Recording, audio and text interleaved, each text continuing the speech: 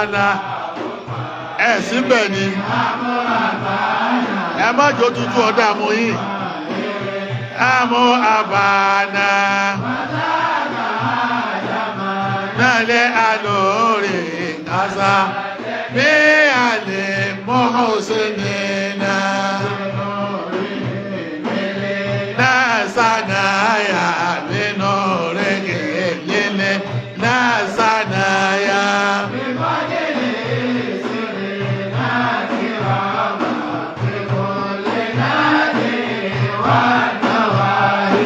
Allahumma ere amu abana Allahumma ere amu abana Daka dama nale alori Kaza jemi ale mohosenina Eleme haka jihaduka lele Eleme haka Wana fese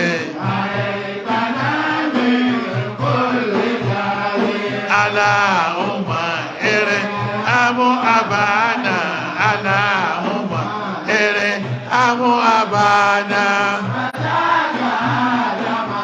Ale alori kaza demi ali mohosenina Mane alay sana ukadao mane alaina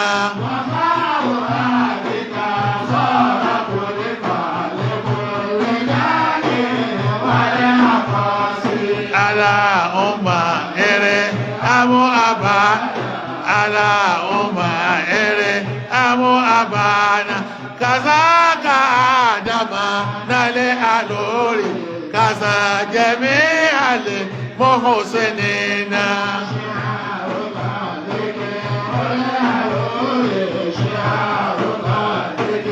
role alori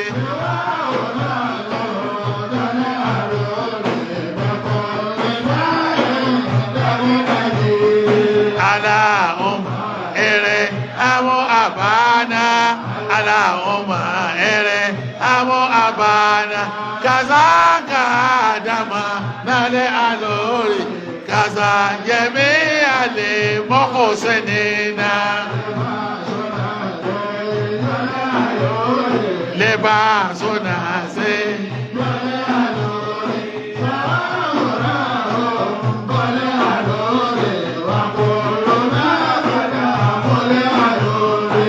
Allahumma ere amu abana Allahumma ere amu abana kazaka adama nale alori kaza jemi ale mohosenina Allahumma ere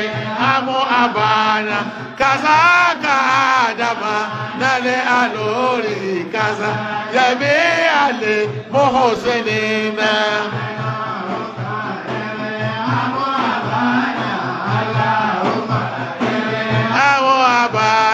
kazaka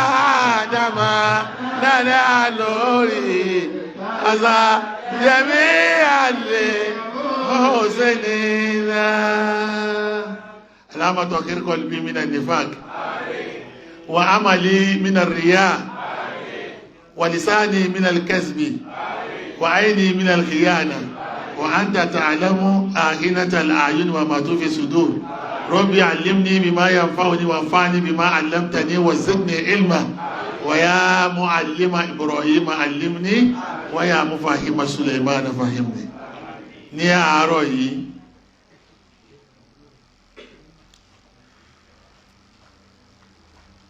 a fẹ́ fi kún ibi tí a ti bẹ̀rẹ̀ tọ́píkì tí a ṣe lọ́wọ́ ó ní kí ni ẹ̀ṣẹ̀ tí Maulana Sheikh Maulana Sheikh Adam Abdullahi Alalori tó sí àwọn ọmọ kéwà àtàwọn àfáà ilẹ̀ Yorùbá àti wá sọ lọ́sẹ̀ tó kọjá ní dédé ta sọ ẹni pé àgbékalẹ̀ mọ́ríkàsì ọ̀pọ̀lọpọ̀ àwọn èèyàn wọ́n gbọ́yé ọ̀nà bí bàbá ṣe gbàgbé mọ́ríkàsì kalẹ̀ ó wá jẹ́ kí wọ́n mọ̀ wá sí iṣẹ́ àdámù kó máa sí gbọ́ àgbékalẹ̀ mọ́ríkàsì nínú kọ̀ríkúlọ́mù ẹ̀ wọ́n gbọ́yé mo sọ pé kọ̀ríkúlọ́mù yẹn ọlọ́run sàmọ̀nà mọ̀lánà wa lọ bí kó gbé kalẹ̀ gẹ́gẹ́ bí ìsìláàmù ṣe gbà rí gan bọ́lọ̀ ti gbàgbé ìsìláàmù kagagalẹ̀ tẹ́ pé kí ni bọ́lọ̀ ti gbé ìsìláàmù kalẹ̀ ní pé ó ń kálukú ọlọ́run nípa yàtọ̀tọ̀ síra wa ẹ̀bùn tí ó jáde lára ẹnìkọ̀ọ̀kan ọ̀tọ̀ọ̀tọ̀ ìhùwàsí ó ń kálukú ọ̀tọ̀ọ̀tọ̀ ọlọ́run wá wò pé ẹ̀sìn wo ló lè pa yín pọ̀ tí ó gbóná jù tí ó tutù jù tó ń kálukú ọ̀rọ̀ àǹfààní tiẹ̀ níbẹ̀ ẹ̀sìn ni wọ́n pè ní kíni o al-Islam yàní pé Islam gan fúnra ẹ̀ gan manhajun shamilun mutakamil manhajun shamilun mutakamil ẹni tí ó bá gan ní ọ̀kankan pé gbogbo tó bá fẹ́ gbé kalẹ̀ gbọ́dọ̀ jẹ́ manhajun shamilun mutakamil ẹ padà ní pé àbùkù ọ̀padà mọ́ bẹni tí bá ṣe.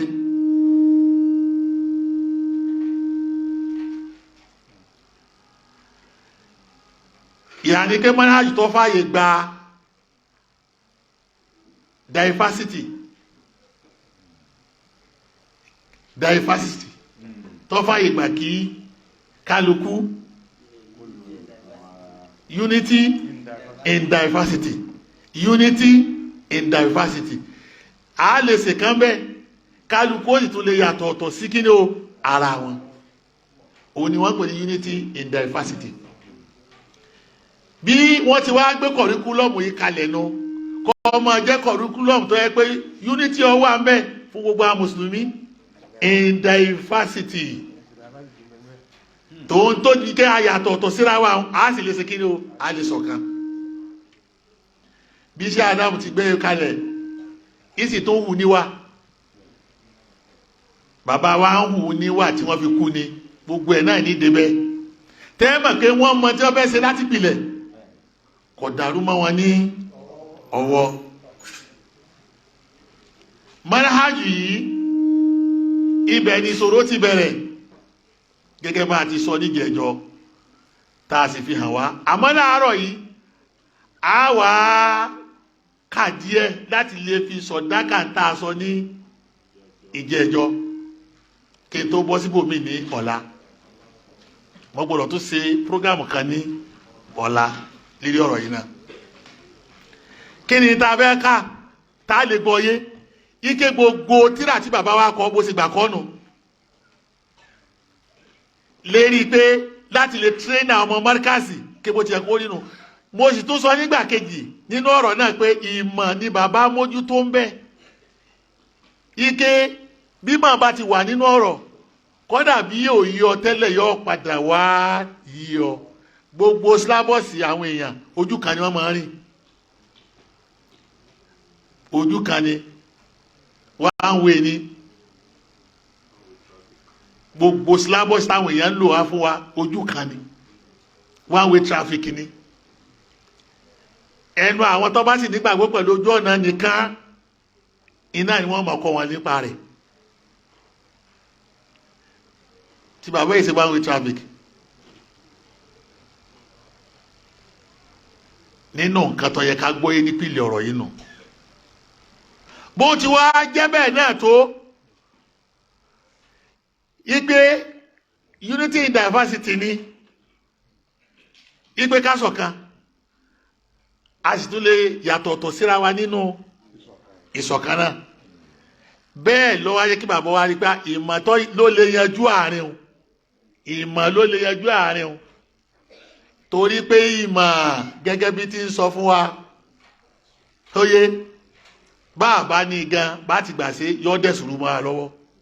gbogbo àwọn ilé-ẹ̀kọ́ yòókù tó wà lónìí nísìn ẹ̀sìn ni wọ́n mójútó ju ọ̀rọ̀ ọmọ lọ wọ́n máa pariwo ẹ̀sìn instead kó máa pariwo ìmọ̀ lè yá fi sẹ́sìn tí fi rójú tu ẹ ilé ìkéwò lẹ́wọ́ ayé tí ń pariwo ẹ̀sìn tí ń pariwo ìmọ̀ ẹ̀sìn náà wọ́n máa pariwo ẹlẹ́sìn sóye tí ò sí mọ̀ tó yẹ kóró lára wọn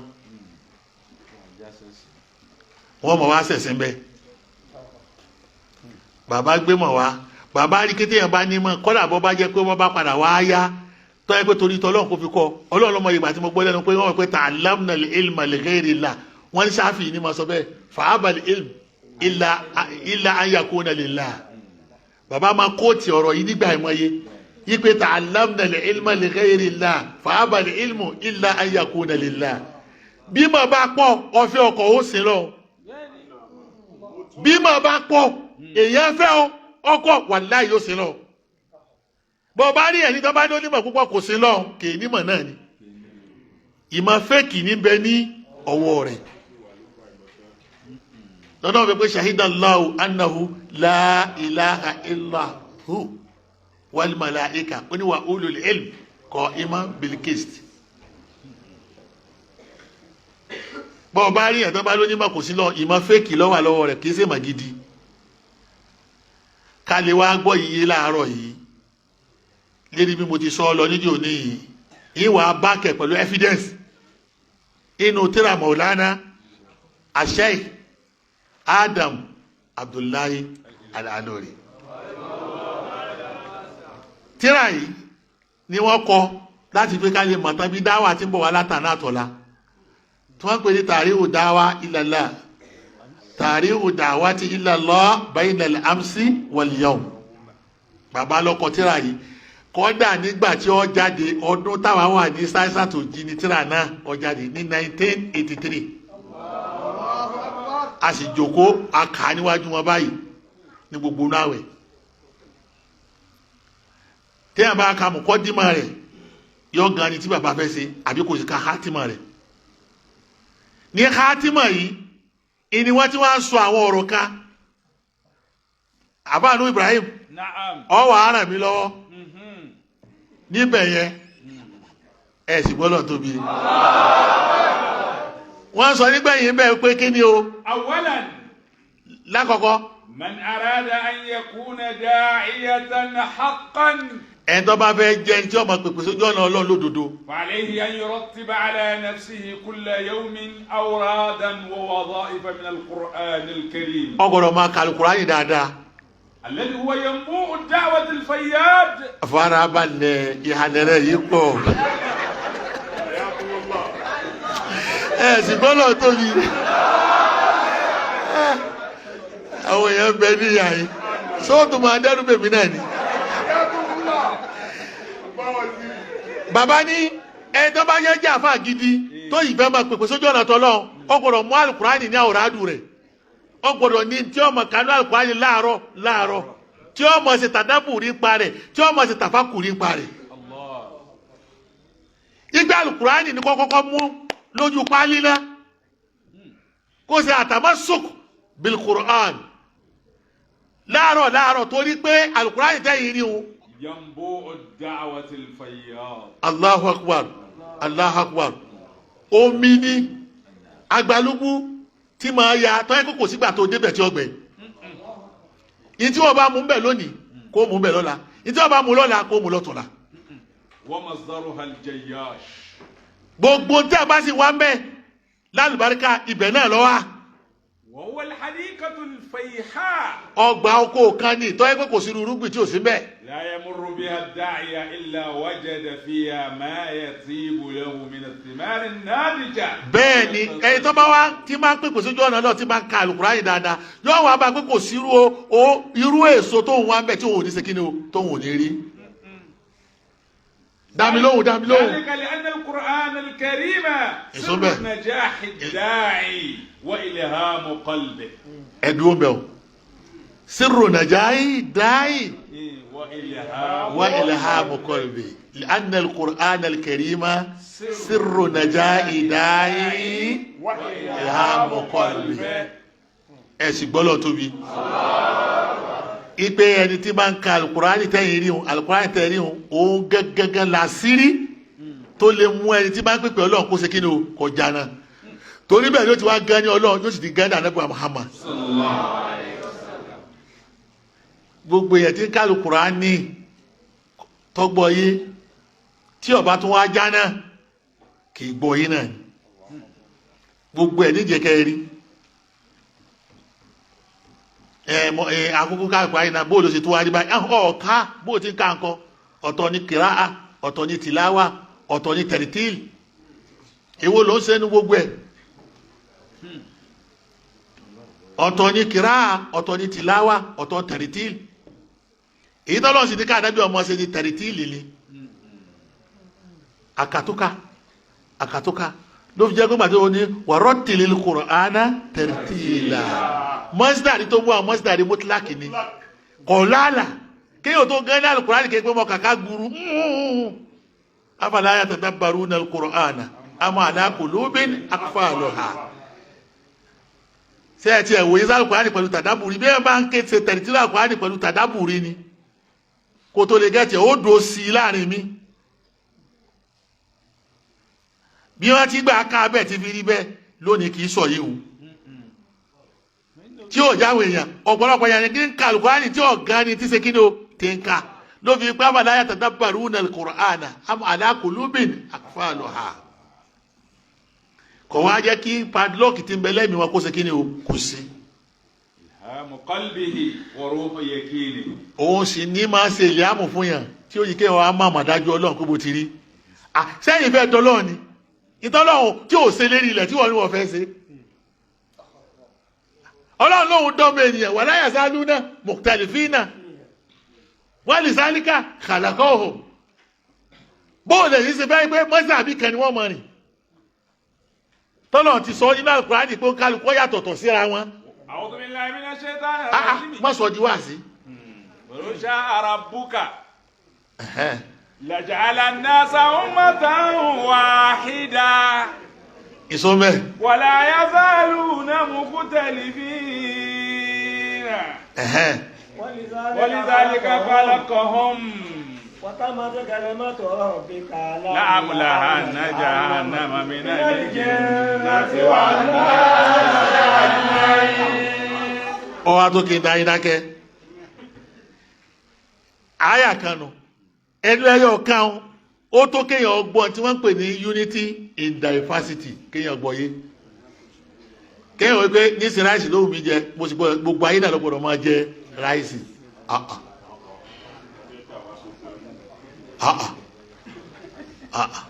lásìkò tí ráìsì wù mí o ẹ̀bà ni ọmọ wẹ̀lú mi àmàlà ni ọmọ wẹ̀lú mi túwó ni ọmọ wẹ̀lú mi iṣu ni ọmọ wẹ̀lú mi tọ́ ọba ti wá ní túláàsì tọ́ máa ń jẹ ní kẹ́lòmí ọmọ jẹun o ti fẹ́ gbé nǹkan kúrò níbi tọ́lọ̀ ń gbé sí mọ́dà aláǹkàlérú o ti fẹ́ gbé kúrò àmọ́ ibi tí ń lọ jìnnà mọ́jì ń sọ di ní tí wàá pẹ́ lójú kan gbogbo ẹ̀ náà lápàdà débẹ̀. wa quwwatu burhanihi wa minhaji ọ̀tọ̀ kẹ́lẹ́ kejì yẹn thaniyan quwwatu burhanihi wa minhaji suluki ibẹ̀ ló ti lè tún wà rẹ̀ ṣe ibẹ̀ ló ti lè tún rà sí ibi tẹ́ ẹ ti rí i pé ìtẹ́ ìtìráyì kò lè ṣe é sẹ́nu kí o ké mọ́sàbí kan ní ó gbé yẹn gbà àbí kí o gbé mọ́dá àjùkalẹ̀ kó lójú ọ̀nà kan náà ní ó ṣe kí ni o ní ọgbà curriculum kọ́ ẹ pé lẹ́yìn one way náà ló ṣe kí ni o lọ mọ́ kò ní work kò ní work. thaniyan ẹlẹ́ẹ̀kejì. alayhi an yulazima kutubal ahadith an-nabawiyyah. ẹ wo kó sì tún máa ka sunna náà kó sì àtàmásùk bil Qur'ani wa sunna. ka sahihil Bukhari. ẹ gbọ́ sí àdán. wa Muslimin. ẹ dákun nígbà tó sọ fún ọmọ kí wípé kó ka sọ ilé Buhari ṣé òun ni ó lọlé bá lọlé kó tó sọ fún pé tó máa kà á lé ni ó ti kọ́ nù tíra tí ń kà nílé Kéwu ní mùkáràrù rẹ̀ pé ọgbọ́dọ̀ máa ka sọ ilé Buhari tí ìwọ ọba ká àmọ́ ó kù sọ́wọ́ rẹ̀ ìwọ ló kù sí lọ́wọ́ kìí ṣe bí àfá kí n gbé tíra yọ lọ́sọ̀ tó ní bọ́ lọ́lé mọ́ lọ́lé bọ́ ká sọ ya wèrè ní ẹni tí ó mọ̀ pé wọ́n kọ́ súnà mọ́ríkàsì ní o níṣẹ́ Ádámù sọ pé sọ̀yìn Buhari ẹ máa kà wa Muslim àti Muslim wa sa'iri sihah ẹgbọ́ àti Siahu City gbogbo Siahu yòókù náà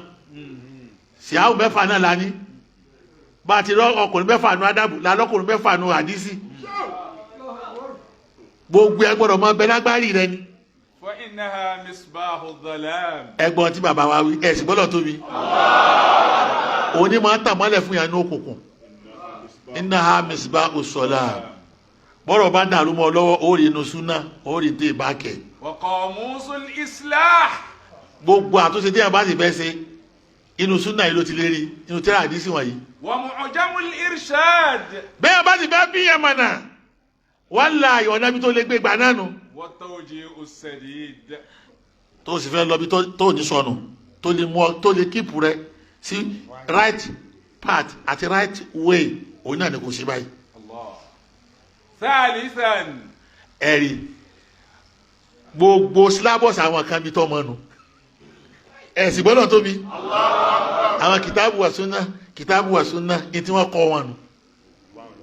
iná ni ó jẹ́ ọmọ lọ́kẹ́ gbogbo tí ọba sínú kìtàbù àti súnà òun ò ní ṣe kí ni o òun ò ní gbà ọgbọ́n kìtàbù ó sì kọ́ kí ni o súnà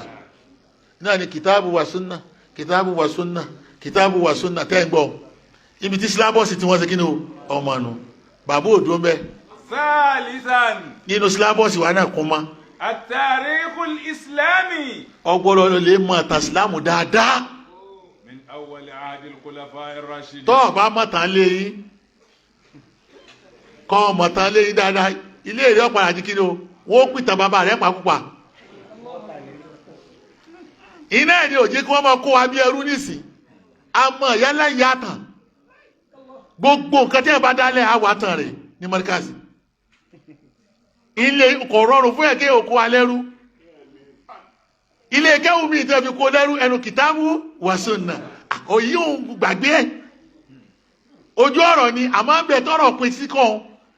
ìtàbù wọn ti wá lo kìtàbù àti súnà agbọ́dọ̀ sí kíni o agbọ́dọ̀ mọ́ ọ̀tọ̀ ni kìtàbù ọ̀tọ̀ ni súnà méjèèjì náà agbègbè ànábì náà ni bó àwọn tí wọ́n wá sọ̀kalẹ̀ fún ṣe lò ó agbọ́dọ̀ mọ̀tán rẹ̀ láti rí àwọn sàábé bó wọ́n ṣe lo kìtàbù náà àti súnà láti rí àwọn sàábé. wa fihi mawadu khisbah wa sarwatu ta'ila. ilẹ̀ tó lọ́ra ni o góòdù sì bẹ́ẹ̀ bí ká mọ̀ yìí náà. wa ghiza'u das. kí ló fà ní pé bẹ́ẹ̀ bá mọ̀ ẹ́ mọ̀ bí wọ́n ti ń lò ó bọ̀ tẹ́ bá mọ̀ bí wọ́n ti ń lò ó bọ̀ wá ẹ mọ̀ bí wọ́n ti mistake ẹ mọ̀ bẹ́ẹ̀ ti tóra yín sí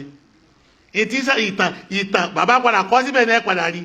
i pé ìtàn òwúlò fún kankan kéèyàn kan máa gbọ́ ọkọ máa gbọ́ tàwọn ànábì Ọlọ́run rárá lèlè eburati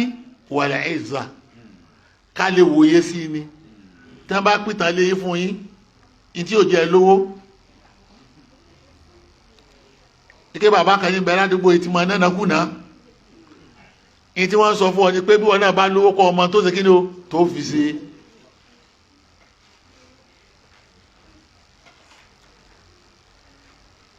tàríkì yìí sóyé juz'un la yatajazza min al-Qur'an juz'un la yatajazza min al-Qur'an kí ló fà á torí pé Qisasul Anbiya ń bẹ nínú al-Qur'an àti ní Suratul Qisas gbogbo Suratul Qisas o ìntí Ọlọ́run fẹ́ káwòye sí ni ìtàn àwọn tó sì lo gbogbo al-Qur'an yìí náà tí wọ́n lo kìtàbù àti súnà agbọ́dọ̀ sí kí ni o agbọ́dọ̀ wòye sí ẹlẹ́kẹta nù kó mẹ́ ìbẹ̀ júùsù eléyìí júùsù wùtà kọ́kọ́ júùsù dì nínú àlẹ́ ọ̀ṣùrù dì ní ti ń bẹ́ nù manhaju markaz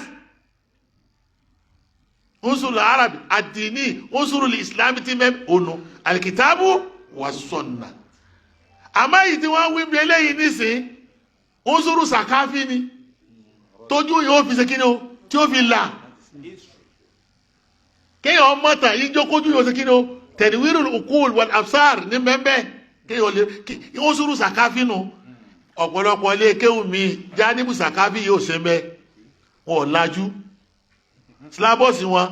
kò jí wọn mọ kí ni o ìtàn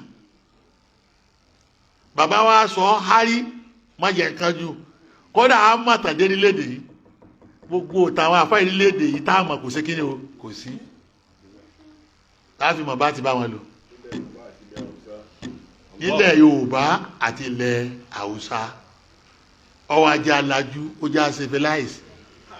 ẹgbẹ̀rún ẹlòmíín kẹ́sì léyìn ni kò civilize torí tí òjò civilize ni pé kò mọ environment ẹ̀ kò sì mọ ti lọ bẹ́ẹ̀. náà رابعا ẹlẹ́ẹ̀kẹrin كتب الأخلاق والتصوف العلمي ọgbọ́dọ̀ jára wà rẹ ṣe é pé kìtàbù àsúnà nísìn àwọn sálábì ti fọwọ́ mu gẹ́gẹ́ bí wọ́n ti ń pera wọn tí ẹ sẹ́yìn nìkan lẹ́ni bàbá wa rí kí gbogbo tí ẹ bá ṣe ó yẹ kó tún wà rẹ̀ ṣe àwọn tí wọ́n kọ́kọ́ ẹ̀ wà tó yẹ pé ìwà la fẹ́ lò níbi táwọn ń ṣe kò ju wa lọ tíra àwọn Súfì ni ó yàtọ̀ sáwọn rádaràdé yìí tẹ̀ ń rí lónìí o tó yẹ pé ẹni táwọn wà rẹ̀ burú jù nísìnyí táwọn Súfì yìí náà kò sí láti fojú ọ̀nà lẹ èyí tí ìdébẹ̀ òun á padà máa débẹ̀ ẹ̀sìn wọn láwọn ń sìn kí ló wá púrúfù yín tẹ́ fi mọ̀ pé lẹ́sìn ìwà ni gbogbo tẹ̀síwájú ní àbájá tí ọba ti níwà bá ń sá ni ìwà ló jẹ́ pé àtàsọ́wùfù làámọ̀lì torí pé tàsọ́wùfù náà ó tún pé níṣiríṣi tàsọ́wùfù fásàfí ń bẹ tàsọ́wùfù fásàfí ni kọ́ ọmọ rẹ̀ sọ pé àkíkà kan bẹ ní sánmọ̀ mo wá jẹ́ kí nígbà tí mo wá lálàá mo wá bára mi nínú àdúrà kan àdúrà rẹ̀ wo àdúrà rẹ̀ ní tààbọ̀ fojú rí tó sì ń sọ fún wa tá a bá níbẹ̀ ẹ̀kọ́ kí lọ fẹ́ ṣe èyí tí ìlọbẹ̀un náà gbogbo ẹ̀ náà lápadà dé torí ibi tá a ti dára wa nínú tàsọ́wọ́lù fásàfí iṣẹ́ àdàmọ̀ faramọ́ ibẹ̀nu tíra yìí nígbàtí ọsọ yìí tó faramọ́ ipe tó faramọ́ ní jánibù tàwọn Súfì oníwà wọn Súfì tó bá kọ́ níwà rẹ̀ tọ́yẹ́ kébò tí fẹ́rẹ̀ ara rẹ̀ lọ́n fẹ́rẹ̀ lìkejì náà la yuminu ahadukum hatta yuhibba li akhihi ma yuhibbu li nafsihi.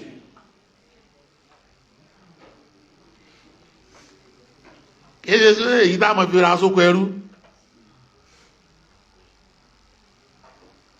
eléyìí ò lẹ́tí ọjọ́ mẹ́ni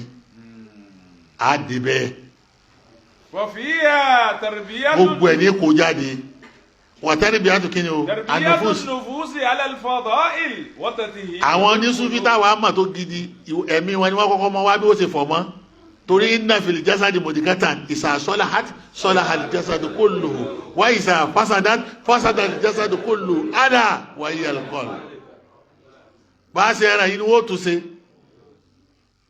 kéye pé kéèyàn kínú yóò burú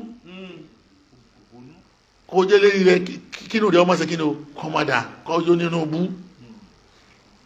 àwọn tí inú máa ń má tí wọ́n máa ń sàtí pé inú yẹn gbọ́dọ̀ mọ́ tó bá fẹ́ sẹ́sìn àwọn tó mójú tó bẹ̀ wọn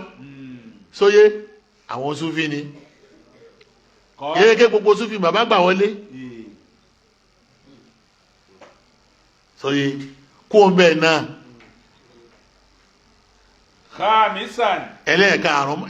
tí kàtọ́ ìbá tó máa kálọ bá máa kálọ ìkájú ni ẹlẹ́ẹ̀karùn-ún tariku da'wati wa du'at ìta àwọn tí wọ́n ti kọ́kọ́ ṣiṣẹ́ yìí ní rí níwájú yín tí wọ́n kọ́kọ́ lo gbogbo tawí wíyẹ sí sábẹ́ agbọ́dọ̀ mọ̀ tán wọn tí wọ́n ti kọ́kọ́ ṣe dáwà yìí náà agbọ́dọ̀ mọ̀ tán wọn ká mọ̀ bí wọ́n dá sí ká mọ̀ bí tí wọ́n kù sí ká mọ̀ kí ni wọ́n rí ṣe ká mọ̀ tí wọ́n rí ṣe kí ayé tí wọ́n lè dá lónìí ju títí kí ni o ju tàná lọ tàrí ò dáwà wàdùn àti kí ló wí bàbá rí bẹ́ẹ̀. zalika li anna at-tarikha la yuqtabu wala yudrasu limujarradi zikra aw salwa. ká máa mọ̀tà wọn ká máa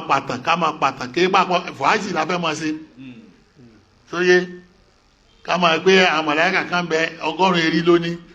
bàbá lẹ́jọ́ tó dáńbé yìí náà gbogbo ẹ̀ náà ní wúwo de kí òde kò dé wá sí kọ́mọ lè sọ̀sọ́kúsọ ọ̀rọ̀ tí ò lẹ́sẹ̀ ńlẹ̀ tí ó wà mọ̀ọ́dú yìí èyí ò kí tán àlọ́lọ́ ń pa ọ́n kọ́ sọ̀tàn àwọn ẹnìkan tó jẹ́ pé a lè rí òye níbẹ̀ tá a lè kẹ́kọ̀ọ́ níbẹ̀ tí ó wúlò fún wa. وإن القرآن لم يكن ليهتم بأخبار الرسل وقصص الأنبياء إلا للعبرة والعظة. ẹ sì gbọ́dọ̀ tóbi.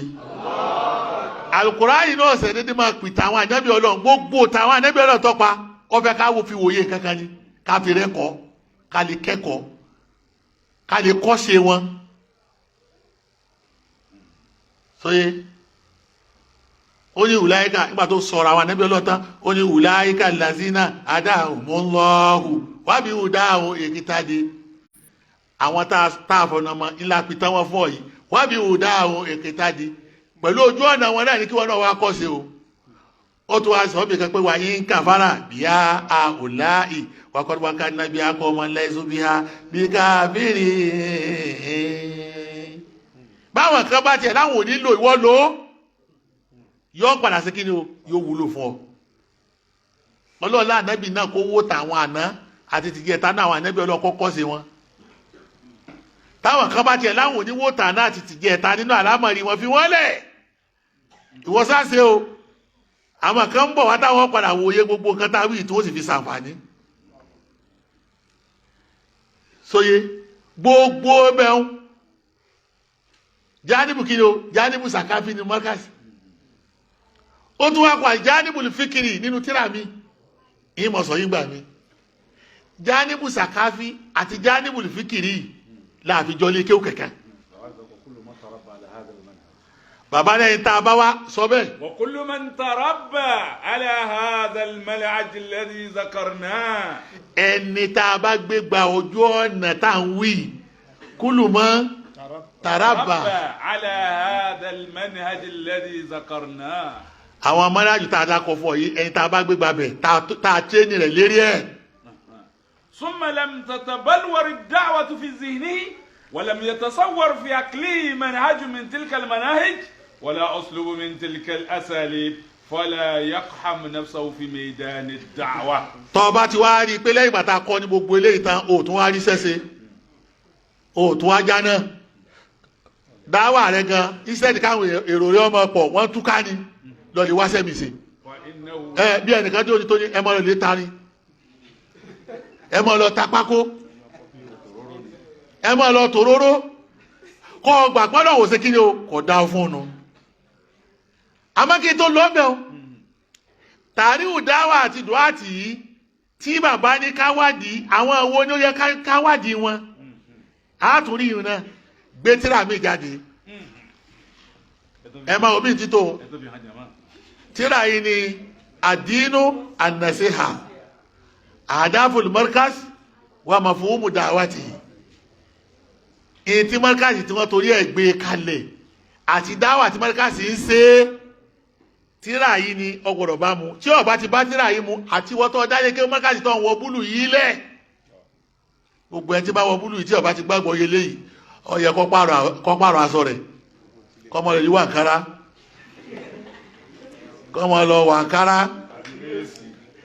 àti léèsì àgbà aláyè kọ́mọ sí yùn sóye bẹ́ẹ̀ ni àdínú ànàṣíhà wá kábẹ̀ fún mi ní page 31 ní àyè ẹ máa gbọ́ o ìṣẹ̀ṣẹ̀ ń bọ̀ díẹ̀díẹ̀ ni o. ونحن ندعو الوعاظ اليوم bàbá là ń pe gbogbo ẹ̀yin tẹ́ ẹ bá ń ṣe wáàsí lónìí àbí tẹ́ ẹ ṣe dá wá. أن يربغوا بأنفسهم من هذه الوصمة. gbogbo ìwà pálapàla tẹ́ ẹ ṣe yìí ẹ dá dúró. وأن يدروا. ìwà pálapàla bàbá ti rí i pé ìwà pálapàla káwo tó kú ló ṣe kí ni o ló ti bẹ̀rẹ̀. pẹ́yìn tẹ́ ẹ lẹ́ẹ̀ṣẹ̀ dá wá ìwà pálapàla ti bẹ lára yín yìí ẹ dá dúró. ẹ fẹ́ mi yín sùúrù níbi ìwà pálapàla yìí. bàbá ti rí pé àwọn wá sí ìwà pálapàla ṣe kí ni ó pọ̀ lára wọn jẹgànjẹgàn rédèrèdè ní nǹkan tó yẹ pé kọ́lá bí gbogbo yẹn bá rìn síbẹ̀ ọmọ mọ́ríkàsì tó bá kà yìí kò gbọdọ̀ síbẹ̀.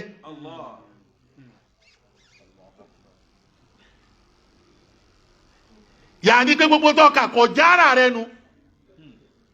èyàn sì gbọdọ̀ kà mọ̀ débi kí mò ń ṣe kí ni o kọjá ara rẹ kí ni kọjá ara haúsá nù ń sọ kí mò ń ṣàtúnṣe rẹ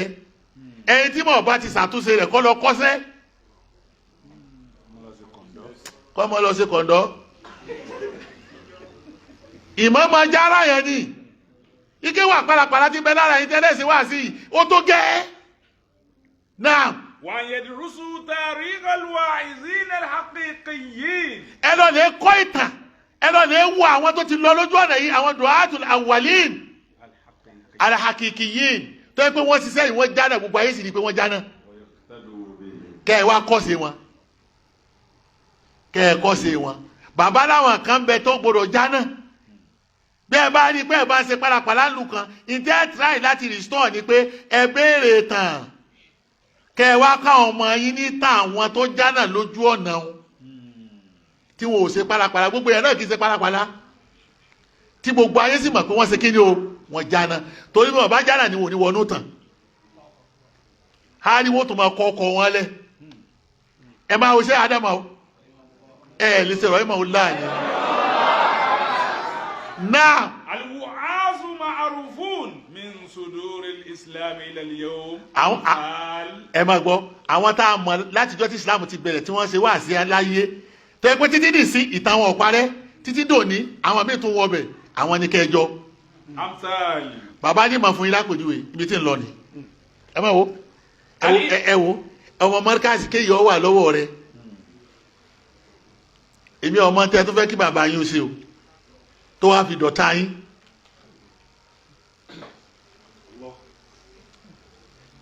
àtẹ̀yìn tí èsì tẹ́ ẹ̀kẹ́ lọ́dọ̀ rẹ̀ náà kí iṣẹ́ Ádámù ṣe fún yín tó fi dọ̀tá yín ẹ máa gbọ́ ẹ rí nísìn. Al-Imam Maliku bin Anas. gbogbo ọmọ mọ́ríkàsì ọ̀gbọ̀rọ̀ mọ́mọ́tà mọ́ Málìkì kéèké kọ́ mọ́mọ́tà mọ́ Málìkì nìkan ọgbọ̀rọ̀ kọ́sẹ̀ mọ́mú Málìkì tá a bá ní kọ́ ọkọ́ ṣe tá a bá dákọ̀ ẹnìkan fún ọ gbọ́dọ̀ wẹ́ni tó jọ náà wọ́n ẹni tí bàbá kọ́kọ́ dákọ̀ gbà tí ò sínú àwọn sábẹ́ ẹgbẹ́ náà tábì lọ́wọ́ Imam Málìkì là kọ́kọ́ bàbá ní ọmọ mọ́ríkàsì gbọ́dọ̀ mọ̀ tán Imam Málìkì kéé kọ́kọ́ mọ̀ tán rẹ̀ lásán kọ́ máa wí lẹ́nu kó ṣe kí ni o kọ́kọ́ ṣe rẹ̀ bẹ́ẹ̀ bá rẹ̀ bí léwó tàn máa Málìkì ọmọ pẹ́ni tó yẹ kéèyàn kọ́ sí láàfáà ni hari haiba àti jàlálà wá sí kí ni ó jáde lára rẹ̀ Imamu Darul Hijra Imamu Madina a máa sọ yìí níjọ́ mi gbogbo ẹ̀ náà lágbé wá sí muhadara yìí náà. Al-Imam Ahmad bin Hanbal. ẹ̀ sì gbọ́dọ̀ tóbi. Imam àwọn alùsùnà wal jamaa Imam alùsùnà wal jamaa torí dá bá sọ̀rọ̀ alùsùnà wal jamaa ìgbà alùsùnà wal jamaa mọ́sí àbí kan ni wọ́n ń tẹ̀lé kété gbogbo mọ́sí àbí ìdí wọ́n ń tẹ̀lé jù mọ́sí àbí Imam Ahmad bin Hanbal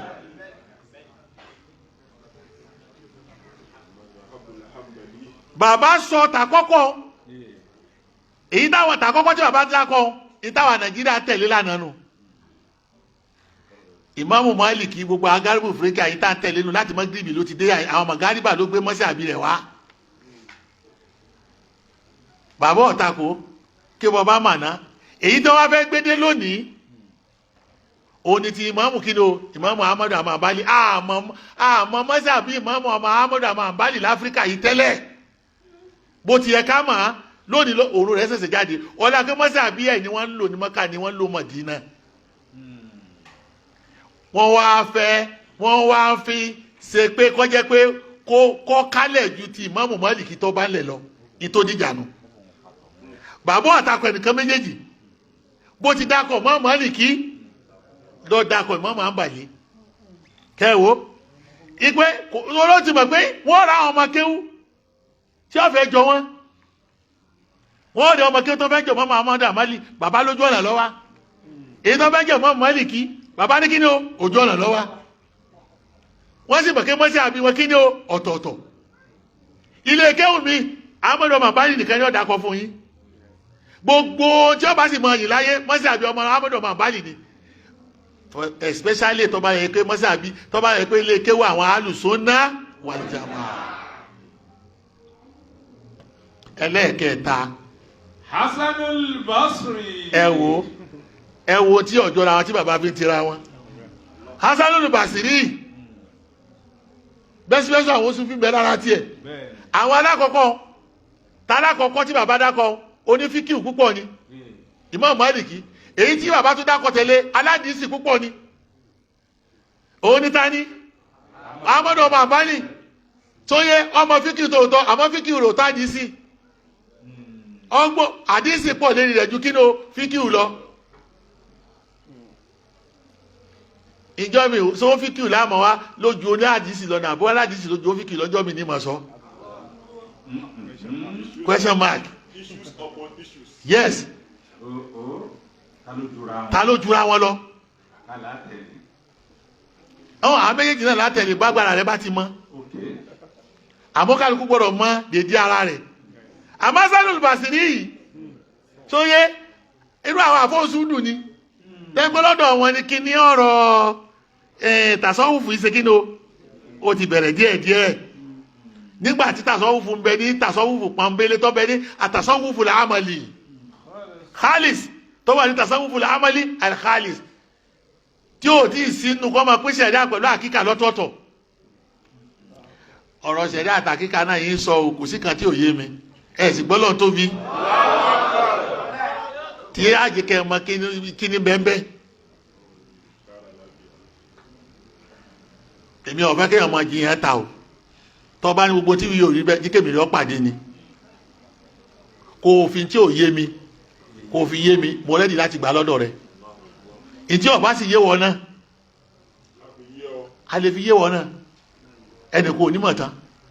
máa wálé ilmu jami'an ahadun láwàláwò máa rázáwò alfasana ẹnìdàmàlẹ̀ ilmu ba'idun gáwòrò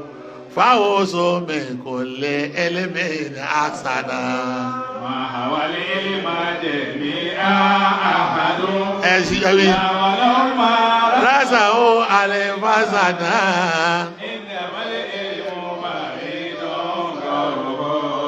fáwọn sọmẹ kò lẹ ẹni kò lè ní mọ̀tá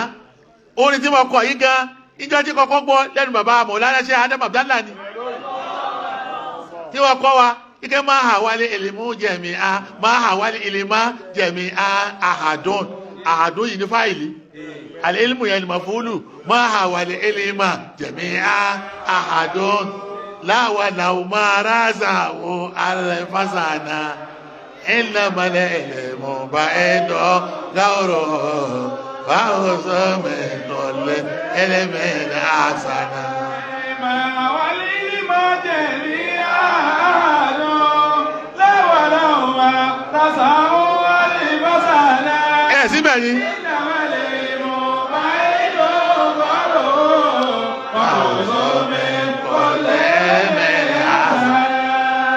bẹ́ẹ̀ ti kórìn tó ọlọ́run lọ́ba àlímù èyí ò lè bọ́ lọ bí ẹ bá lóun ní màtá o ti mọ ọlọ́run tán yàn yàn nù ni èyí ò sì lè mọ ọlọ́run tán ọmọ débì kan ni ó dúró bẹ́ẹ̀ kọ́lá bọ́ bá di wọ́n bá lo 1000 years torí pé ìmọ̀jìnà o èyí tó bá dá ń bẹ̀ ní kó sí kí ni o ní kó mú èyí tó dá ń bẹ̀ ní wọ́n kọ́ wa yìí Hasanul Basri sẹ́yìn rí báwọn tọ́ ọba lọ lè tútàn rẹ̀ wò ọ wà á rí bó ti rí ga. wa Sa'id ibn Jubair. sẹ́yìn rí Sa'id ọmọ Jubair sẹ́yìn rí àwọn oní ulumul Qur'ani nù àwọn àfáà tí wọ́n máa ṣe wá sí àmọ́ mà ti ń bẹ lọ́dọ̀ rẹ̀ púpọ̀ ulumul Qur'ani ni sẹ́túrí wọ́n dá akọ́tọ̀ ní fíkíù ẹ wo ṣé Adam Abdallah ọdẹ ìtọ́ mọ àdísì dáadáa ọdẹ ìtọ́ mọ tasawuf dáadáa ó tó mọ súdù dáadáa àní pé tasawuf kó mọ súdù dáadáa wọ́n ní azuhud tó yẹ pé ti àhàlákì tó yẹ pé samara tó mi samara ti tasawuf òun ni azuhud. Níta àfi mọ̀ pé lágbáyà yìí ó ń tasawuf òní kó ní sùúrù kọ́ mọ́ kàyé mọ́ yá kọ́ mọ́ rọ̀ máyé kọ́ kásẹ̀ lẹ́. Gbogbo àwọn Sufi ní sí wọ́n ti rọ̀ máyé wọ́n kásẹ̀ lẹ́. Bọ́bù Sufi bọ́bù. Àìdébẹ̀sẹ̀ Saheed bin Jubair ọmọ olómìnir Kùránì púpọ̀ àfọwọ́sí ni àmọ́ ọmọ olómìnir Kùránì púpọ̀ ẹ mọ̀ kan. Wa Amru bin Ubayd. Àti Amru bin Ubayd ọ̀tẹ̀lẹ́ òyìn náà. Wa Sa'id bin al-Musayyab. Amru ọmọ Ubayd yìí ṣe bẹ́ẹ̀ mọ́ yìí pìtàn òun náà fún yín. Saheed ọmọ Musayyabi òun náà àfọwọ́dí súdù ni àfọwọ́sí sì ni tó yẹ kí wọ́n bá wà níbi aago wà sílẹ̀ àwọn yóò sì máa sunkún. Sa'id bin al-Musayyab àgbàlagbà fáàní tó sin náà tó jáná náà. Summa al-Imam al-Ghazali. Ẹ wo Imam al-Ghazali àti ẹ̀mọ́ tá a pè àwọn kan rí lóní wọ́n rí lóní súnà àwọn kan rí lóní súfí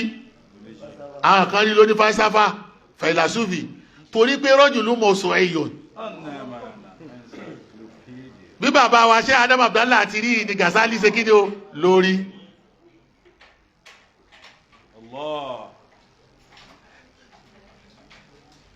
Sáwọn ètí mọ̀ fẹ́ bẹ̀rẹ̀ lọ́rẹ̀ pé sáwọn alùsùn náà ṣé wọ́n fara mọ́ mọ́mú Ghazali ìpara àwọn ni inú mọ́ra àjù tí wọ́n àbí wọ́n rẹ́dì láti kọ́ ọmọ kéwú wọn nítàn kíni o ìtàn Ghazali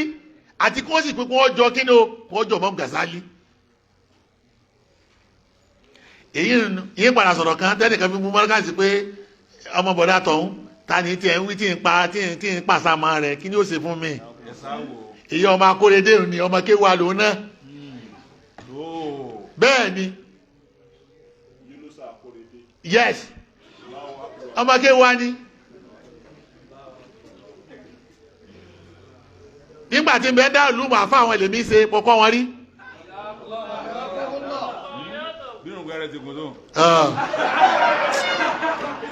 Àwọn ọmọ èmi ọmọ pírọ́blẹ́mù wọn ni òun lọ́wọ́ akómọ̀tán nísìnyí tí wọ́n á ń lu koro má wà nísìnyí ike ẹ̀sẹ̀ tó lójú ọ̀nà kan náà ẹ̀fẹ́ jọmọ bàbá tó ń tí ọmọ ibi tí ó yà sí máìkà sì ní bá rí òun tó fi hàn pé kò gbọ́ mọ́nájì yé tí ẹ ń bẹ ẹnu tó jí máa ṣe lẹ́kṣọ̀ yìí náà kó náà gbọ́ ipe tẹ́ ẹ̀ bá mọ́ ẹ má ṣe kí ni o ẹ má dá sí torí bìnà olùhókùnmí yìí nísìnyí fáríwá ń tàṣọ wúre he ni gẹ́gẹ́ àwọn àfọ́ ní òṣùlù fíkì ti wí ẹ lè má ntẹ́ ẹ̀ gbọ́ yẹ ẹ lè má dájọ́ ẹ̀ èyí tó burú jù nílẹ̀ Yorùbá lónìí ni pé àwọn èèyàn ń fa allegation kan ṣe Adam Abdallah lẹ́yìn pé òsì gbàgbọ́ yẹ ẹni tẹ́ ẹ̀ gbàgbọ́ yẹ ẹ lè má fa allegation kan ibo lẹ study rẹ̀ dé náà tí wọ́n ní káwọn ojú tọ́ wálẹ̀ ká gba tiẹ̀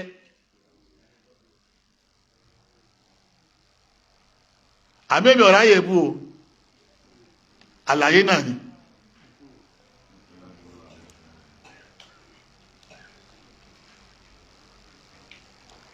ṣé gbogbo àwọn èyí sì wèsẹ̀ ní Ọlọ́run tí wọ́n kà yìí bọ́bá ní wèsẹ̀ ní Ọlọ́run mẹ́lẹ̀ Ọlọ́run tiẹ̀ wá ìsómẹ́ Wabnu Taymiyyah. ẹgbọ́ Wabnu Taymiyyah Wabnu Taymiyyah ẹ wo ìsọ́fù sí Adam Abdallah àdáàlà àti ìsọ́fù tó ní agbára sí Adam Abdallah Wabnu Taymiyyah ọmọ pé gbogbo wọn náà ló ní kùdìẹ̀kùdìẹ̀ nínú ẹrù wọn o gbogbo àwọn àfáà yìí náà bẹ́ẹ̀ bá rẹ̀ lè wájẹ́ ẹni tí wọ́n kọ lérí wọn àti táwọn náà gbáyé ṣe ọ̀yẹ́rì mistake ń bẹ àmọ́ mistake wọn ò yọwọ́ kò ní sáfà àwọn àfáà kò sì ní àmọ́ fún wọn ní respect tí wọ́n deserve lọ́wọ́ wa ṣé Adam Abdallah ní dákọ nísìn Ibn Taymiyyah yẹn ìgbẹ́nu ẹni tẹ́ kẹ́ mọ̀ dáadáa tẹ́sí lé kọ́sì ẹ̀ Ibn Taymiyyah náà bẹ́ẹ̀ Allah wa Ibn al-Qayyim. èmi kọ́ àtọmọ Kewu Al-Jawziyya ọmọ Kewu ẹnu ó dákọ̀ àfa ó tún dákọ̀ ọmọ Kewu àwọn méjèèjì nínú àwọn àtibáwọ̀ Ahmadu ọmọ Hanbali ni gbèsè àbí Ahmadu ọmọ Hanbali ilà wọn bá lọ sẹ́gbọ́n Ibn Taymiyyah gbogbo ayé lọ́mọ̀ pé òní ìmáàmù Salafi lónìí ìmáàmù Ahlus-Sunnah wal-Jamā'ah Ahmadu ọmọ Taymiyyah táǹpẹ̀ ní Sheikhul Islam ìmọ̀ yìí lọ́wọ́ hárí òun náà fẹ́ràn mọ̀ hárí kò jó níyàwó ó kú lápọn ni wàláì kò sí àlébù bẹ́ẹ̀ àwọn kan Ọlọ́run dá wọn ìtọ́nà kan ní káwọn wá sí láyé nù wọ́n sì ṣe hárí Ọlọ́run ló ṣe kí ni ó kọyọ àwọn kan tó ń bẹ nínú àwọn awúlà mọ́wùl ozab ni làwọn wá gbogbo àwọn àkáàdì yìí nìsí mọ́sí àbí tí wọ́n nú gbogbo àwọn Imam Suyuti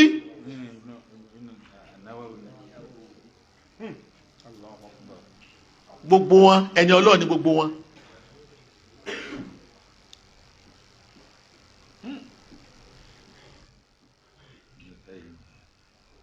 ẹ̀wọ̀n pa ní Ibn Taymiyyah àpàrà kú sí àmọ́ gbogbo èèyàn mọ́ mọ̀ pé ìgbà rẹ̀ ní òféfọ́ rẹ̀ gbígbà yọ̀ bá ti fẹ́fọ́ yẹn yóò ṣe kíni yóò níyọnu bó ti wá dáa tó na àwọn afárá lébu rẹ̀ lẹ́yìn tó bá kà náà wọ́n ní ọkọ́ sí ibi tó dáa sí ibi tó kù sí ẹ̀jìnà sí bíyàn bá béèrè yìí náà kò bóde kínú ń bẹ́yìn ní bí ń kọ́dà gbogbo táwọn ọmọ Kewu rẹ̀ sọ lérí rẹ̀ tí wọ́n ké wájú ẹ̀ tí wọ́n sàbòsí ẹ̀ gbogbo àwọn sàbí yìí nísìn nínú ọmọ Kewu ẹ̀ ni ìmáàmù sàbí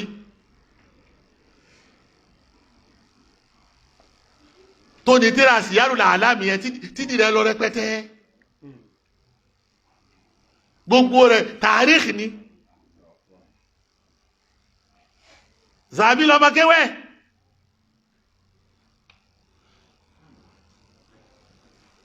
mamusa bí inú àwọn ọmọ Kewu ẹ̀ ni tó jókòó Kewu wájú Ibn Taymiyyah báyìí ọsọ tó dá pa àfáà rẹ̀ ó sì sọ yìí tó kù díẹ̀ káàtó ìjọ mi ní ma sọ mo ti kọ yìí náà sí ẹnu àwọn tíra kan ń bẹ lọ́wọ́ yín ẹ máa lọ léwò báà náà lọ tẹ́ mọ̀ràn yìí. wal-Izz ibn Abdussalam. ẹ wo Izz ọmọ Abdussalam yìí àwọn àfọwọ́fúra ni ọmọ mọ́sárì ni Faqihul Ummah Al-Izz ibn Abdussalam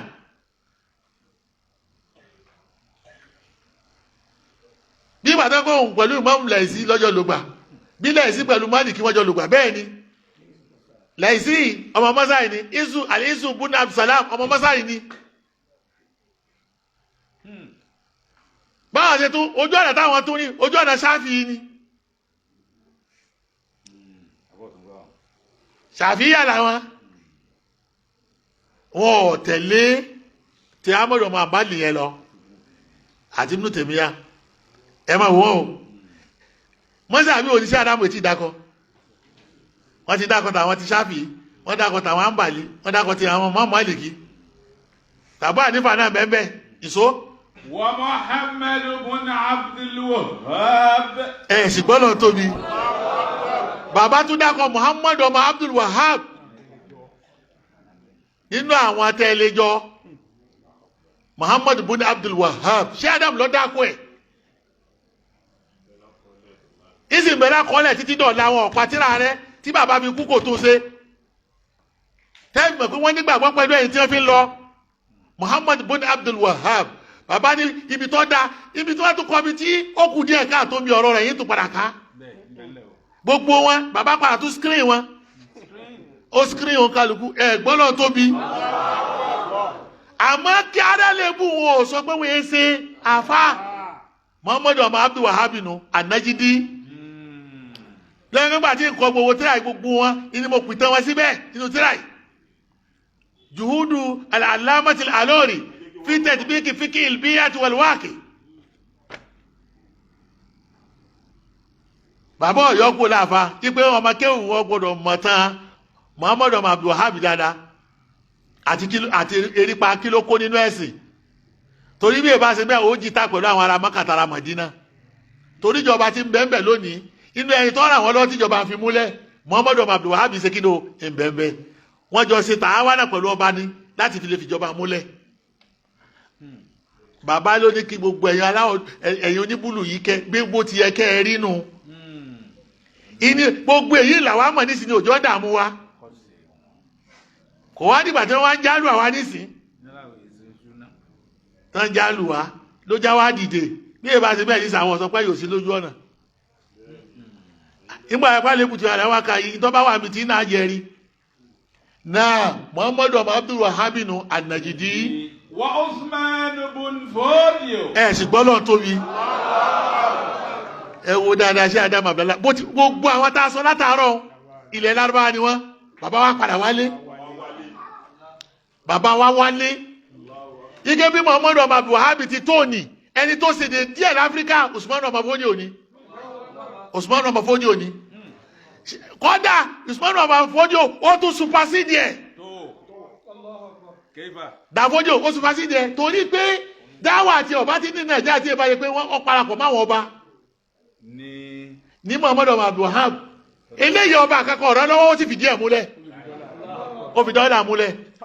ẹnìkẹ́kọ̀ọ́ ọ̀rọ̀ lọ́wọ́ ṣé Usman ó sì fi dáwọ́dà ọ̀sẹ̀ kí ni ó fi múlẹ̀ ojú àjùlọ ni ojú àjùlọ ni Muhammadu Abdul Wahab ò lérí ìṣe àwọn ọlákàlọ́ parapọ̀ mọ́ ṣé Usman ni òun dìde pẹ̀lú àwọn àfá àtàwọn ọmọ Kewu ẹ̀ ni wọ́n sì gbàjọba náà ó sì fi múlẹ̀ níjọba Ìsìlámù wọ́n sì lò lọ́gọ́rùn ọdún lérílẹ̀èdè yìí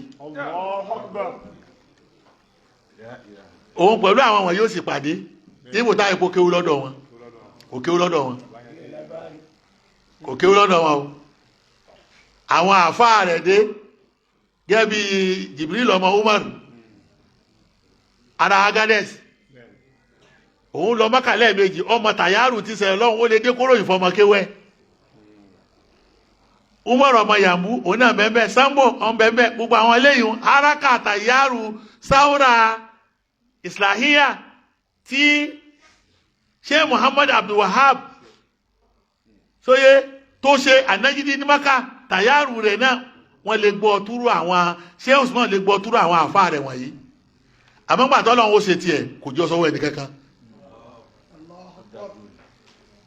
ọ̀dàdúró ni dáyé tó fi ìjọba ìsìláàmù lélẹ̀ lérílẹ̀èdè yìí gbẹ̀yìn Sheikh Usman ọmọ Fodio ni bàbá padà wálé ó fi yín múlẹ̀ yí pé ẹ méjì mọ dákọ̀ àwọn tó jìnnà sí yín àwọn tó súnmọ́ yín náà tí ẹlẹ́jọ́ ní àyín náà Sheikh Usman bẹ́ẹ̀ sóye èyí wọn sọ pé gbogbo tí Sheikh Usman ṣe kò lálébù àgbàrá tó gbé wọn náà yẹ̀wò bí bàbá ṣe gbé yẹ̀wò àmọ́ ẹ wá sọ ilé kéwú náà fún mi tẹ́kẹ́ mọ́ náà jù wọn bó ti rí ni tó kà sí wa Muhammadu Rashidu Ridha Muhammadu Rashidu Ridha ọmọ Kéwú Muhammadu Abdul ọmọ Kéwú Muhammadu Abdul yìí ọmọ Kéwú ni Muhammadu Rashidu Ridha jẹ́ fún òní padà wá tàwálà rìásà Majallatul Manar tó gbọ́ súnà yé púpọ̀ ọgbọ́ súnà yé ní bó ti kẹ́ ọgbọ́ yé nínú gbà yìí àmọ́ ẹni tó dìde lábẹ́ rẹ̀ sóyé Muhammadu Abdul ni bí Muhammadu Abdul ti dìde lábẹ́ Jamaluddin Al-Afghani àfáà ní gbogbo wọn Tafsirul Manar Muhammadu Rashidu Ridha yìí lónìí bàbá fẹ́ ká mọ̀ ọ́n ká sì mérí pẹ́ ẹ̀ ká nínú ẹ̀sìn ká sì kọ́ sí ẹ̀ torí pé òun náà ní contributor tó ṣe kí ni o tó ṣe. wa Hasanul Banna. Hasanul Banna ọ̀kan tó rìn bàbá tiẹ̀ báyìí láyé kọ́lá àwọn jọ sọ̀rẹ́ bàbá bá ṣe ẹnu tó dá mi ọ̀rọ̀ rẹ̀ gbogbo ọ̀rọ̀ tí bàbá sọ pa Hasanul Banna yín padà kó wá kéèké gbogbo tí bàbá ṣe sọ nípa Azabana náà lọ́dà 100% tó ní Azabana kọ̀ lálẹ́ ibùhùn rárá ibi tó kù mi ọ̀rọ̀ tiẹ̀ náà bàbá fi múlẹ̀ ibẹ̀ tàrí ìdáwà ilà láyìí tí bàbá fi múlẹ̀ ó tún fi múlẹ̀ ibi tíra mi náà tíṣẹ́ Adam Abdallah fi múlẹ̀ ń bẹ́ àti tàṣọ̀rùfáàtì ẹ̀ àwọn ìhìwání nù o tí wọ́n ní oye sálùsùn náà lónìí àwọn ìhìwání eléri ìhìwání bàbá tó dákọ̀ ẹ̀ ipe Azabana yìí náà ó láwọn qualities kẹtẹ́yà lè ṣe kí ni o tó lè múlá rẹ̀ onímọ̀dérù tọ̀rìbùsì tí mo dé yìí èyí ọ̀wá jí kó orí lérí mi kò pè mí Azabana àbí kò pè mí ní ìhìwání rárá kò rí bẹ́ẹ̀ náà àtàwọn bẹ́ẹ̀ bẹ́ẹ̀ lọ. bàbá ní kò sẹ́yìn tí ó yẹ kẹ́ kọ́ sínú àwọn yìí. wa zakara Allah ẹ̀ sì gbọ́dọ̀ tóbi. bàbá ní ọmọ Markaz bó ti yẹ kó rí ni tọ́ba mọ́ta gbogbo àwọn èèyàn láyọ̀ á di ahadan ولا يعادي مذهبا من المذاهب الإسلامية المعروفة إلا بالحق bó bá mọ̀ tàwọn ìtọ́ mẹ́rin pàtí wọn kó o ní máa kọ̀ndẹ́mù wọn blindly kó ní gbogbo tí wọ́n ṣe kò sọ́nà bẹ́ẹ̀ àyèmọ̀tà ló jẹ́ àmọ̀ sọ yìí o sì ní fẹ́ nílẹ̀ àfọ́jú ẹ̀dá kò sẹ́mi ni mo kọ̀ yìí sẹ́mi ni mo kọ́ èmi kọ́ o kí ló wá yàtọ̀ sí tí mo sọ níjẹ̀jọ́ yí pé gbogbo tí bàbá gbé kalẹ̀ bí Islam ti ní ibi tó ń ká bó ẹ̀bùn tí ń bẹ lára àwọn wọ̀nyí ọ̀tọ̀ọ̀tọ̀ ní ẹ̀bùn tí ò ṣe kí ni tí ò jọra wọn bàbá sì mọ̀ pé kò lè rọrùn fọ́mọ kéwú kọ́yẹ́ kí gbogbo àwọn ìwọ̀nyí náà ní ọjọ́ lẹ́ẹ̀kan náà kò ṣeéṣe torí pé ẹ̀bùn wọn àfikọ́jọ tiẹ̀ kó tó rí wọn jọ àfikọ́jọ tiẹ̀ kó tó rí wọn jọ ẹlòmíín bẹ́nu wọn mufakiru l'Islami ni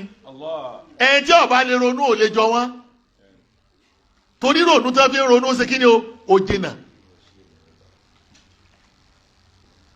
ẹlòmíín bẹ́ẹ̀ sóyé ṣéwù ni àmọ́ usuli ni ẹlòmíì bẹ sufi ni ẹlòmíì bẹ sunni ni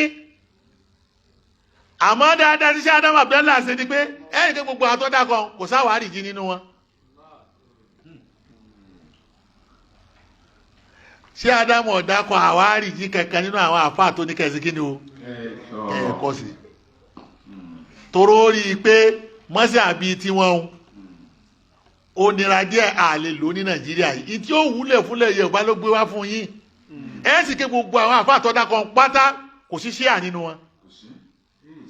kò sí ṣíà kankan nínú wọn bàbá ọ̀dà kò ṣíà kankan tọrọ mọ̀ pé àwọn èèyàn wa wọn ò mọ àwọn alùsí wọn ò mọ ṣíà òun ò sì gbọ́dọ̀ introduce rẹ̀ sí wọn kódà kò ṣíà kódà kò ṣíà àbọ̀dà kò ṣíà nínú gbogbo àtọ́dá kò ṣíà dà tọ́ba ní ẹ̀kọ́ tó tàrí ìdáwà wádùn àti nísìn àwọn tí ń sọ̀rọ̀ wọn ni kò fẹ̀ tẹ́lẹ̀ nísìn kọ́ pàlàpàlàpà ẹ̀dá kò kílẹ̀ bí ẹni yìí nínú mọ́nájì yẹn tẹ́yìn wá dé nísìn táwọn kan wá pé mọ́nájì ni ò ṣe kí ni ò ní ọ̀dà mọ́ nígbà tẹ́yìn ó tún máa sọ nísìn àwọn mọ́nájì náà wọ́n bẹ̀rẹ̀ rẹ̀ tí wọ́n mọ̀ kọ̀ndẹ́mù mọ́nájì ni àní mọ́nájì kò tí tó jẹ́ ọmọ kọ̀ndẹ́mù ẹ̀ àwọn tí wọ́n kọ̀ndẹ́mù ẹ̀ wọ́n fẹ́ kọ́ yẹ kí mọ́nájì tí mọ́nájì ọmọ lò kọ́ yẹ pé lérí agbẹ́rẹ́ kan iná ni ó dúró sí kọ́ yẹ pé yóò jẹ́ bìnà án alámọ́sábì mu'ayyanin mílẹ̀ masábì islamiyyatil ma'rufa ẹni tó bá ṣe é bá oníṣìí ó ti ṣe tíṣẹ́ Ádámù ògbélé kẹ́lẹ́ òun kalẹ̀ fún kọ́ yẹ pé wọ́n fi ṣe bìnà rẹ̀ lérí al-manhaju salafi nísìnyí ó ti contradict tíṣẹ́ Ádámù gbé kalẹ̀ fún Markaz àbí kọ́ yẹ tó ń súnfì nìkan ìlójú ọ̀rọ̀rùn nísìn láti pé gbogbo àwọn tó bá rìnà yìí ló jẹ́ kókò sẹ́ni tí iṣẹ́ Ádámù lè bá ṣe láàfá kẹ́ẹ̀rí fọ́tò yìí ní ara ọ̀pọ̀lọpọ̀ náà àwọn mọ́ríkàsì gẹ́gẹ́ bí mo ti sọ ọ̀rọ̀ ọ̀rùn fún wọn kẹ́ẹ̀rí fọ́tò àwọn wọ̀nyí lára ọmọ mọ́ríkàsì lọ́tọ̀ọ̀tọ̀ tí ó sì ní mújà wá torí pé ọgbà kan ni tó pé oríṣiríṣi èso ló ṣe kí ni o ló wà bẹ́ẹ̀ bálùkù ráyìn náà ti rí nu oríṣiríṣi èso ló wà bẹ́ẹ̀ gbogbo lékè tí wọ́n ń bẹ lónìí pátá bàbá fún kálukú ní wùrí àkọjọ tó bá fẹ́ jọ ó fún un ní liberty ó fún un ní supremacy láti pé jọ ẹni tó bá yẹ kó o bá rí i pé ó ní quality lọ́dọ̀ ara rẹ kó o sì kí ni kọjọ́ o free láti rìnnà tọ́lọ́run bá ní kó bá nínú ẹ̀bùn tiẹ̀. gbogbo àfáà nàìjíríà náà tó dá ó tún kọ wá sínú tírà kan àmọ̀ sọ yíjọ́ mi ní gbogbo àfáà ilẹ̀ yorùbá tọrọ náà lọ́mọ tó fi wọ́n ṣe. ọwọ́ ajọ́ rọrùn fún gbogbo ọmọ markaz kó yẹ kí wọ́n ní murunatu wa tatawwur almurunatu wa tatawwur ní kéèyàn wà kó wà ní kíni o kó wà dynamic kó wà flexibility kó wà dynamic kó sì wà flexible àǹfààní mọ́nájì yẹn kó wà dynamic kó sì wà kíni o flexible lójú ó jẹ́ kí markaz àwọn ọmọ wọn fìtì lẹ́gẹ́ bọ́ bá ti bára alájọ àwùjọ kan wọ́n ti tẹ̀lé darapọ̀ bọ́ bá dé bára lébi mọ́mù yọ ọmọ ṣe lọ tọ́bọ́ bára rẹ̀ bí ẹgbẹ́ alásàlátù yọ ọmọ ṣe lọ yóò fìtì yọ ọmọ jára wọn bí wọ́n bá kù sí tọ́ bá sì débi sálàfí yìí náà yóò fìtì sóye yóò fìtì bọ́ bá débi sálàfí yìí náà gbogbo àwọn tí wọ́n ń jà wọ̀nyí ọmọ mọ́ríkàsì ni wọ́n.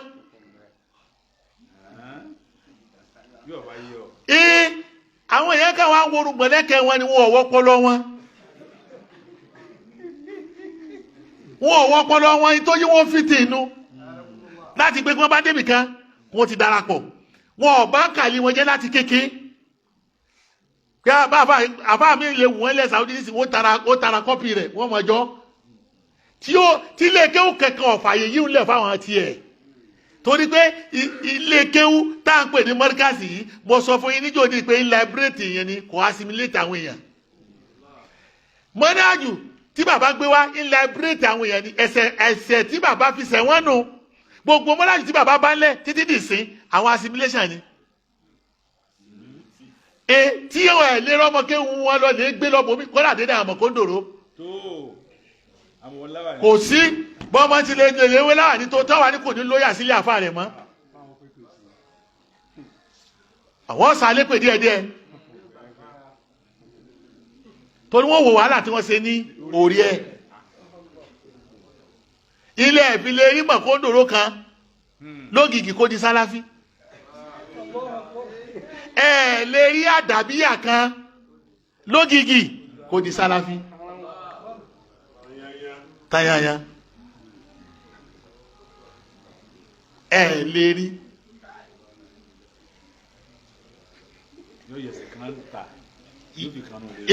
kò ní kúrò nínú ilé láíláí ẹ̀sọ̀ àfáà kan nílẹ̀ Yorùbá markaz yìí nìkan náà ni wọ́n mú gbogbo tó bá fẹ́ mú tán bẹ́ẹ̀ sóyé wọ́n wà padà sí ilé wọn èyí ni màá sọ lọ́la mo gbọ́dọ̀ sọ bẹ́ẹ̀ lọ́la gidigidi sóyé torí tí mo bá rún pọ̀ nísìnyí àní gbádùn ẹ̀ ká mú mi sí iná torí pé mọ̀nákìbù mọ́dájì yẹn àti màsálìbù ti mẹ́bẹ̀ díẹ̀ a gbọ́dọ̀ sọ kéèké màsálìbù tí mo fẹ́ sọ pé mọ́dájì yẹn kódà ń rárá ìtàwọn tó wọ́n fi tírénì wọn sí kí ni o tí wọ́n padà wá nàtíjà rẹ̀ lára wọn ló wá kó sẹ́lìmù bá wa nísìn tí ò já ríbi tá lọ lóúnjẹ yẹ kí gbogbo ilẹ̀ Yorùbá ń pátá àwọn mọ́ríkàtì kọ́nà àbò dénú gbogbo mùtírù ti ní ọkàn wọn bẹ́ẹ̀ àwọn báládì ìbẹ́ẹ̀bẹ́ àwọn tẹ̀kìlídì wọn bẹ́ẹ̀bẹ́ súfì bẹ́ẹ̀nu wọn ìbẹ́ẹ̀bẹ́ sẹ́lifì sáráfì ìbẹ́ẹ̀bẹ́ àwọn akadẹ́mì náà diplomasi wọn bẹ́ẹ̀bẹ́ eríṣiríṣiríṣiríṣi torí pé mọ̀ ni wọ́n ń kọ́ wọn ojú ọ̀nà mọ̀ ni wọ́n sì fi hàn wọ́n tí ó wàá gbé wọn débi ẹ̀sìn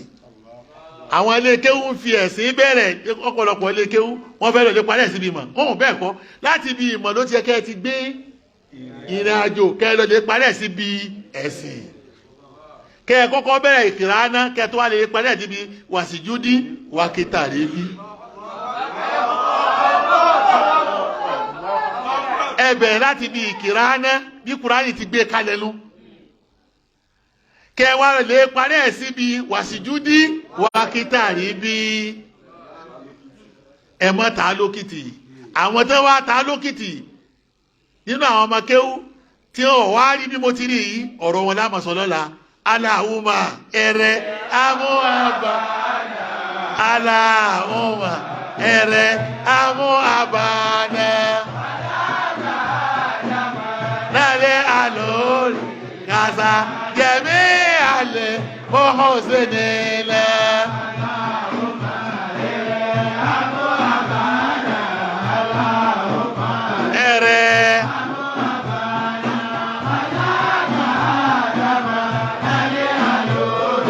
Casa, Yemi